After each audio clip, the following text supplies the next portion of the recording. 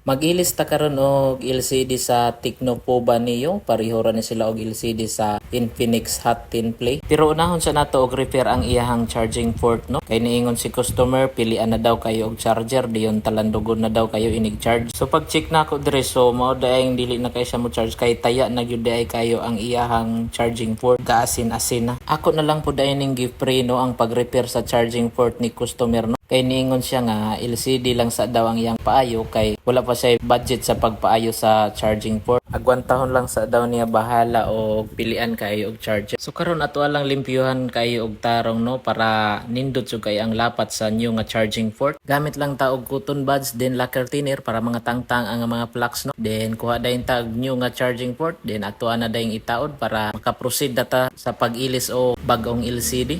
Sa mga gusto dahil magpa-repair no, PM lang mo sa ato ang page, Darstick Cellphone Repair Shop, or pwede ra gyud pud mo visit sa akohang shop no, located at Crossing Tamil Husidalman, Purok Size. So karon humana nato og ilis og new nga charging port, ato na lang ning testingan og mo charge na ba siya. So kita nato no nga mo charge na gyud siya. So karon proceed na punta sa pag-ilis og LCD no. Ato lang ning tangtangon ang damage nga LCD. So ang compatible day ani niya nga LCD no, Infinix Hot 10 Play. So pareho ra na sila og LCD sa Tecno Pova niyo no. Gamit lang ta og fly CDI nga adhesive no para kapit jud kayo. Then ito na din ning itawd ang bago nga LCD, tangtangon lang nato ning sticker para madikit kay nato ang iyahang flex. Mupalit pud tag mga cellphone nga guba mga boss no. Tecno, Infinix, Itel, Samsung, Oppo, Vivo, iPhone. Ang akong paliton day mga boss no is 2019 model patas. Ang presyo magdepende ra gyapon sa model. So karon humana nato og kuan mga boss no, taod ang LCD ato lang i-assemble na og balik, taod lang nato og balik ang iyahang battery,